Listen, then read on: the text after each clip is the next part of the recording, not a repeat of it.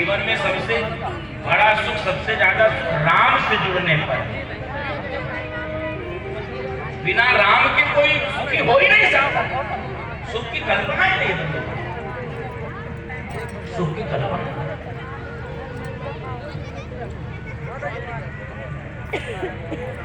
हमारे अवध में, कि हमारी जन्मभूमि अवध है,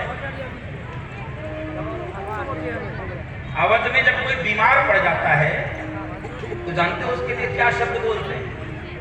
बीमार नहीं कहते, कहते हैं भैया ये बेराम हो गए। क्या शब्द बोलते हैं?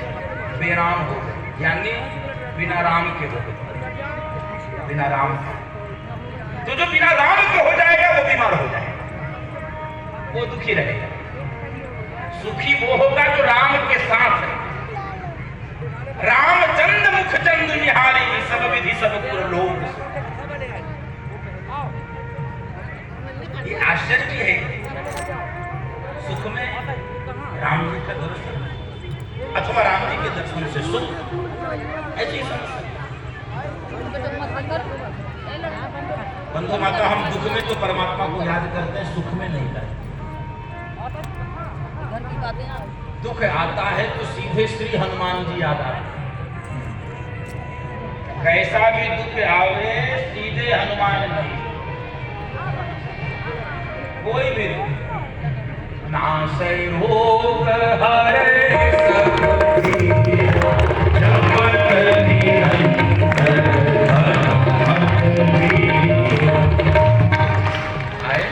हनुमान जी याद आए। अच्छा, सुख में कितने लोगों के याद आते हैं? हमको तो एक जानकारी हुई, बहुत प्रसन्नता हुई। जिस संकट मोचन मंदिर से हनुमान जी के शोभा यात्रा निकली थी, मुझे जानकारी हुई कि पिछले 3 वर्ष से प्रत्येक मंगलवार को श्रद्धालु भक्त, राम भक्त, हनुमान भक्त एकत्रित होते हैं। और कितने हनुमान चालीसा? 5 हनुमान चालीसा 3 वर्ष से लगातार प्रत्येक मंगलवार को हो रही है। बंधु माता, ये भी महोगा का एक प्रकार से सौभाग्य ही है। आप सबके ऊपर कोई विशेष संभव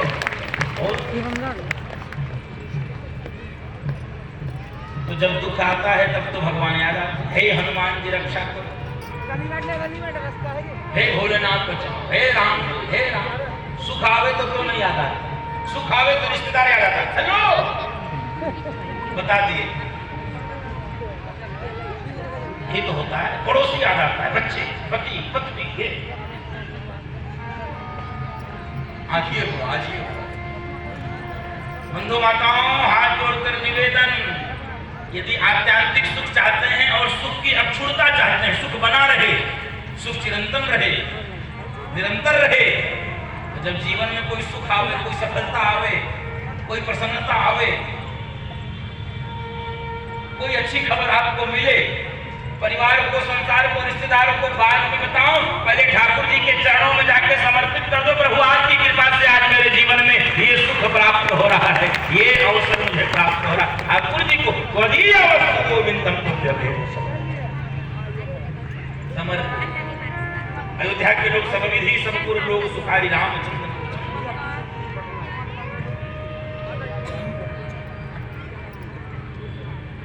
और एक बात बता दूं, जिन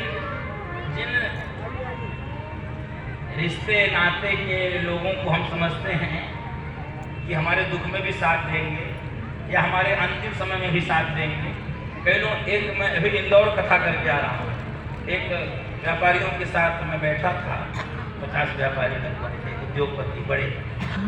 उसमें से एक प्रश्न किसी ने पूछा कि जिससे हम लोग इतनी आसक्ति जोड़े रहते हैं, इतना प्रेम, इतना मोह,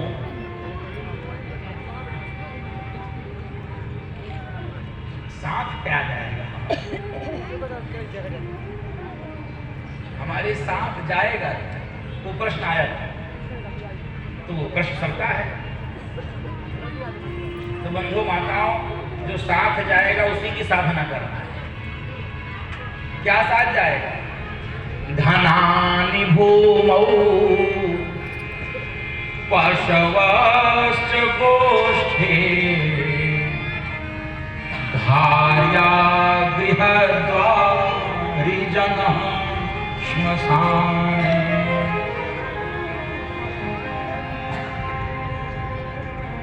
धनानि भूमौ पशवश्च गोष्ठे भार्या गृहद्वारि जनः श्मशाने। देहश्चितायां परलोकमार्गे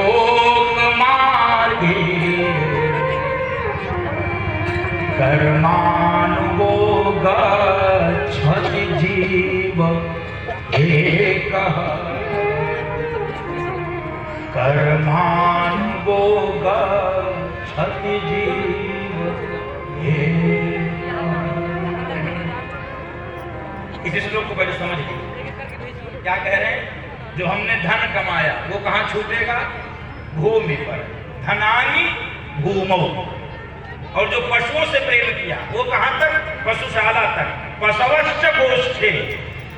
और पत्नी भार्या गृहद्वार।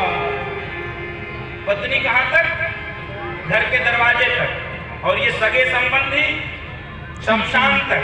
और सुनो, ये जो देह को हमने क्रीम पाउडर लगा के खूब सजाया संवारा, ये कहां तक?